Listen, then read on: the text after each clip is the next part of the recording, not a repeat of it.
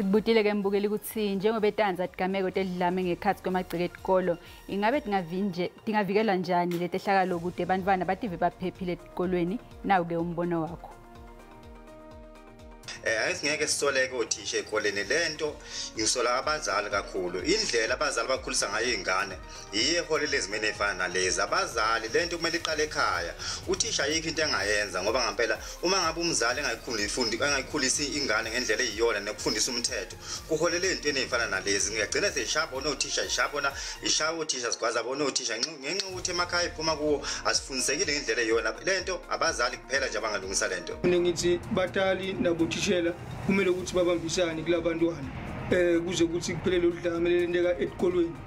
benabangabambisane abantwana lokho kungaphela bafundi bangavikeleka bachubeke bonke bafunde kahle ukuthi ifundo tabo kwaphela ukuthi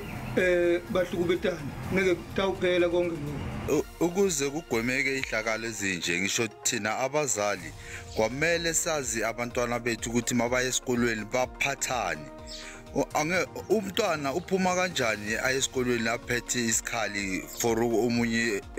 esikolweni nenye into every month makube namaphoyisa asechayo i-school bag. Umzali ngamunye akafundise ingane yakhe ukungabihlo ngandlela engasiphathi isikhali uyifundisa ukuthi futhi ukulwa akubuyiseli ngalutho uma ngabe kukhona la izingane eziphikisana khona nengazwani khona ziyaxoxa noma ibikele uthisha noma ibike ekhaya. Bantwana bangafundiswa ngalendlela kutafuna kube ne-subject lapha esikoleni lepfundisa ngebudlame kusabisi kahle